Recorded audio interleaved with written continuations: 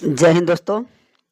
आज जो होता है हम रेलवे टेक्नीशियन का प्रीवियस ईयर क्वेश्चन लेके आए हैं, जिसमें पहला क्वेश्चन है निम्नलिखित में से किस जगह पर जी का मान सर्वाधिक होता है।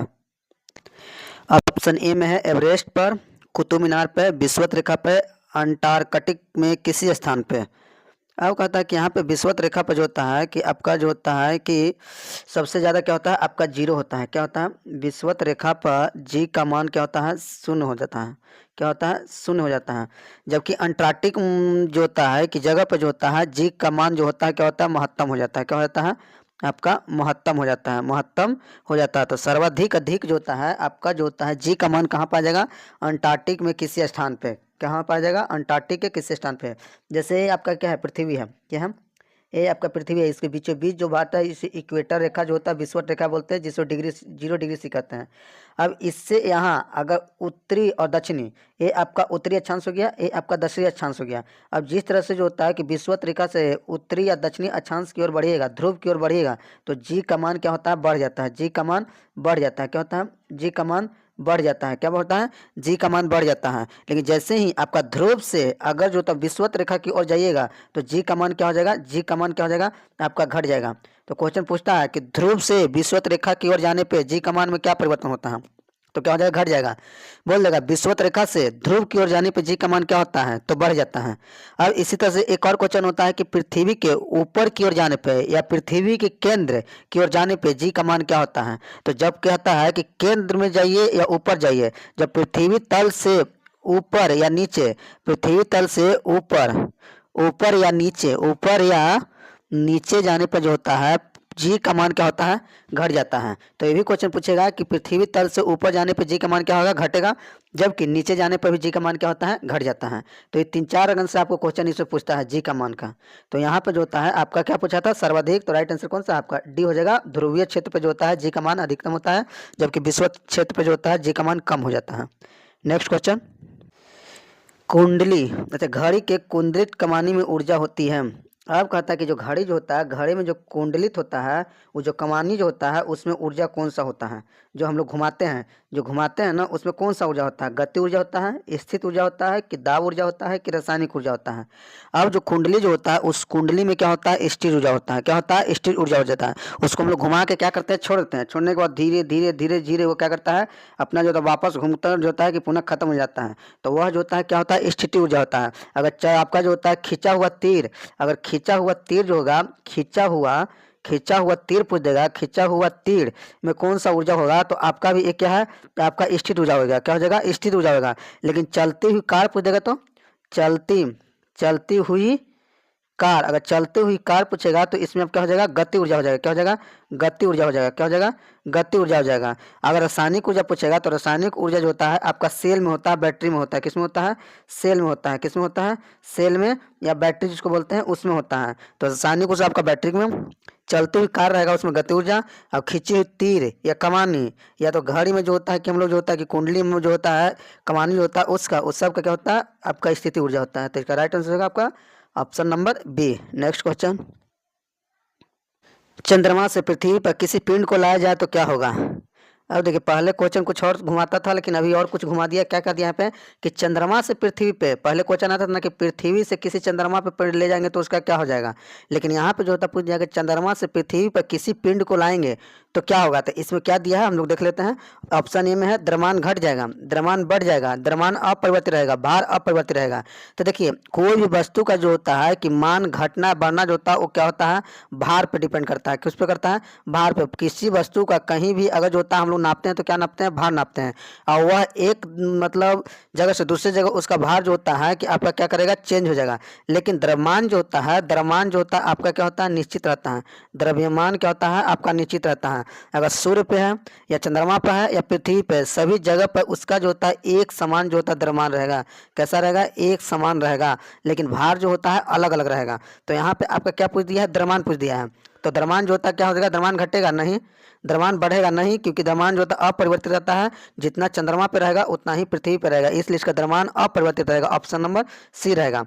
उसी तरह से एक भार का पूछ देगा कि मान लीजिए कि कोई जो होता है पृथ्वी पे उसका जो होता है 100 kg है, 100 kg जो होता है कि भार है, तो चंद्रमा पे कितना हो जाएगा, तो इसका कितना होता है, चंद्रमा पे पृथ्वी के भार का 1/, कितना होता है 6 होता है, तो चंद्रमा पे इसी का वजन जो होता है आपका 600 kg हो जाएगा। कितना हो जाएगा, 600 kg हो जाएगा। तो ये भी क्वेश्चन पूछता है कि चंद्रमा पृथ्वी के भार से चंद्रमा पर कितना हो जाएगा, तो 1/6 हो जाएगा। ऑप्शन में मत दे देगा या एग्जाम्पल दे देगा 100 kg चंद्र पृथ्वी पे भार है, तो चंद्रमा पर उसका वजन कितना हो जाएगा। नेक्स्ट क्वेश्चन अगला की ओर चलते हैं। किसी कोशिकांग को कोशिका का मास्टर कहा जाता है। अब कहता है कि किस कोशिकांग को हम लोग कोशिका का मास्टर कहेंगे। कोशिका का मास्टर जो होता है कि कहा जाता है, पहला ऑप्शन ए है ईआर, बी में है माइटोकॉन्ड्रिया, सी में है लवक, डी में है नाभिक। तो अब कहता है कि कोशिकांग को कोशिका का मास्टर हम लोग किसको कहते हैं, नाभिक को कहते हैं। अब इस पर चलते हैं क्यों कहते हैं, क्योंकि देखिए ये आपका क्या है, कोशिका है। कोशिका के बाहरी झिल्ली को हम लोग क्या बोलते हैं, प्लाज्मा मेम्ब्रेन बोलते हैं। इसके अंदर बीच में आपका जो होता है पाया जाता है, जिसे हम लोग क्या बोलते हैं, नाभिक बोलते हैं। बगल में और बहुत सारे अंगक होते हैं, माइटोकॉन्ड्रिया होता है, गोल्गी बॉडी होता है, राइबोसोम होता है, लाइसोसोम होता है, ये सारे जो होते हैं। अब कहता है कि सेल के अंदर जो भी कार्य होता है उस सभी कार्य को नियंत्रण करने का कार्य होता है कि कौन करता है, केंद्रक करता है। कौन करता है, केंद्रक। केंद्रक को ही हम लोग क्या बोलते हैं, नाभिक बोलते हैं। क्या बोलते हैं, नाभिक बोलते हैं। यही जो होता है सभी को डिसाइड करता है कि कौन क्या कैसे करके बनाएगा। तो कहता है कि यहाँ पे जो होता है ना, जो ये कोशिकांग है, ये पूरी तरह से कंट्रोल में रखता है किसको, सभी को। इसलिए इससे हम लोग क्या बोलेंगे, मास्टर कहते हैं। क्यों कहते हैं, मास्टर कहते हैं। अब ईआर का फुल फॉर्म पूछेगा तो ईआर का फुल फॉर्म होता है इंडोप्लाज्मिक रेटिकुलम। माइटोकॉन्ड्रिया के बारे में पूछता है कि माइटोकॉन्ड्रिया क्या है, तो ऊर्जा का घर बनाता है। क्या होता है, इसमें ऊर्जा का घर इसे कहते हैं। क्या क्या कहते हैं, ऊर्जा का घर कहते हैं। लवक के बारे में पूछेगा तो इसमें जो होता है एक क्लोरोफिल नामक जो होता है कि पिगमेंट पाया जाता है। क्लोरोफिल नामक जो होता है कि पिगमेंट पाया जाता है। क्लोरोफिल नामक पिगमेंट पाया जाता है जो प्रकाश संश्लेषण क्रिया के लिए क्या करता है, जिम्मेदार लेता है। तो लवक में क्या पाया जाता है, क्लोरोफिल प्रकाश संश्लेषण क्रिया में भाग लेगा। माइटोकॉन्ड्रिया ऊर्जा का निर्माण करता है। इंडोप्लाज्मिक रेटिकुलम फुल फॉर्म होता है इंडोप्लाज्मिक रेटिकुलम, हो गया ईआर का। इसका आंसर आपका है, राइट आंसर डी हो जाएगा, नाभिक। नेक्स्ट क्वेश्चन, सूत्री विभाजन के किस फेज में गुणसूत्र मध्य में रहता है। अब कहता है कि सूत्री विभाजन के किस फेज में जो होता है गुणसूत्र जो होता है मध्य में रहता है। ऑप्शन ए में है एनाफेज, बी में है टेलोफेज, सी में है मेटाफेज, डी में है प्रोफेज। अब कहता है कि विभाजन जो होता है, सेल जो विभाजन होता है, कोशिका विभाजन, जो कोशिका विभाजन होता है, कोशिका विभाजन जो होता है आपका जो होता है, उसमें जो होता है कि कितने चरण होते हैं, 4 चरण होते हैं। कितने चरण होते हैं, पहला को हम लोग बोलते हैं प्रोफेज, क्या बोलते हैं, प्रोफेज बोलते हैं। दूसरा को हम लोग बोलते हैं मेटाफेज बोलते हैं, मेटाफेज क्या बोलते हैं, मेटाफेज। तीसरा को जो होता है एनाफेज बोलेंगे, एनाफेज बोलेंगे। और चौथा को जो होता है हम लोग टेलोफेज बोलेंगे। क्या बोलेंगे, टेलोफेज बोलेंगे। क्या बोलेंगे, टेलोफेज बोलेंगे। अब इसमें जो होता है कि जैसे मान लीजिए कि कोशिका है, अब इसके अंदर क्रोमोजोम है। अब एक क्रोमोजोम टूट जाता है, टूट जाने के बाद जो होता है आपका ये डिसाइड क्या करता है, एकदम बीचों बीच एकदम मध्य में आता है। और जैसे ही मध्य में आता है तो ये आपका एक अलग सेल बन जाएगा, ये आपका एक अलग सेल हो जाएगा। इस तरह से टूट कर जो होता है 2 नए सेल का क्या करता है, निर्माण करता है। उससे ही हम लोग विभाजन करते हैं। तो यह विभाजन होने में कितने चरण होते हैं, 4 चरण।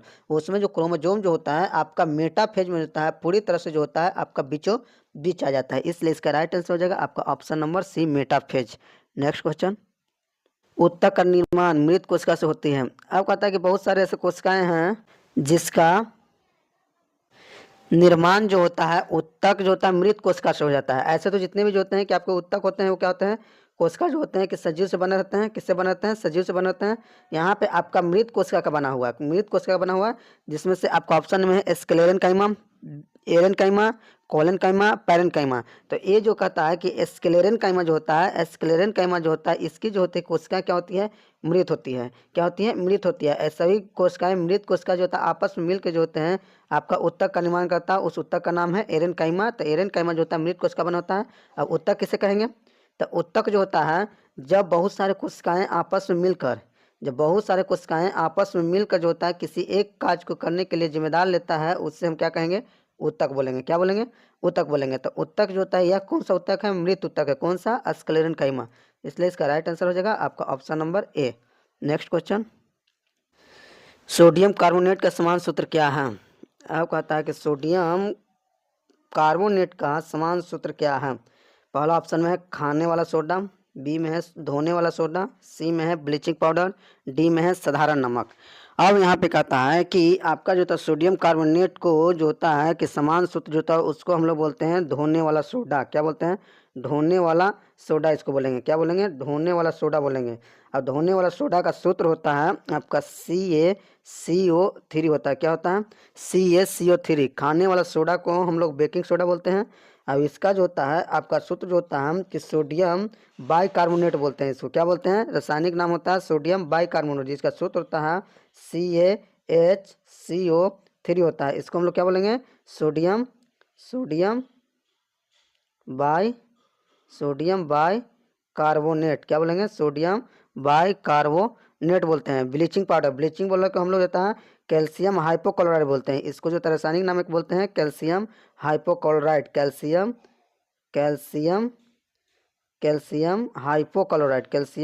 हाइपोक्लोराइड।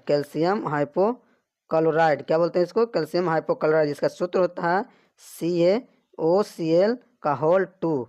क्या होता है? CaOCl का होल 2 होता है। क्या होता है?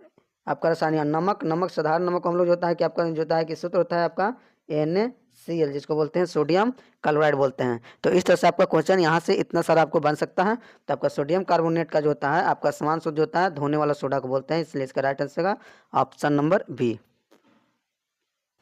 धातु ठंडे जल के साथ तीव्रता से अभिक्रिया करता है। अब इसमें कहता है कि कौन ऐसा धातु है जो ठंडे जल के साथ तेजी से अभिक्रिया करता है, अब कहता है कि ठंडे जल के साथ, जैसे ये आपका धातु है कोई, ठीक, तो ये धातु जो होता है आपका ठंडे जल के साथ अभिक्रिया करके आपका क्या बना देगा? आपका धातु के ऑक्साइड बनाएगा। क्या बनाएगा? धातु के ऑक्साइड बनाएगा। क्या बनाएगा? धातु के ऑक्साइड बनाएगा, प्लस साथ में आपका H2O बाहर निकल जाएगा। क्या हो जाएगा? H2O बाहर निकल जाएगा। तो यहाँ पे सबसे ज़्यादा तेज जो होता है अभिक्रिया आपका कौन करता है? सोडियम करता है। तो सोडियम जो होता है आपका जल के साथ क्या करेगा? अभिक्रिया करके जो होता है Na2O3 बनाएगा, मतलब सोडियम ऑक्साइड बनाएगा, प्लस जो होता है इसमें आपका जल जो होता है क्या हो जाएगा? बाहर निकलेगा। ये है सोडियम आपका ऑक्साइड है। क्या है? आपका सोडियम ऑक्साइड है। ये तेजी के साथ अभिक्रिया करता है, इसलिए इसका राइट आंसर हो जाएगा option number A sodium. Next question. अभी देखिए यहाँ पे फिर वो क्वेश्चन आ गया आपको सोडियम कार्बोनेट का रासायनिक सूत्र पूछे। अब यहाँ पे पूछ दिया है आपका सोडियम कार्बोनेट का रासायनिक सूत्र। सोडियम कार्बोनेट को हम लोग कौन सा सोडा बोलते हैं? धोने वाला बोलते हैं। किसका बोलते हैं?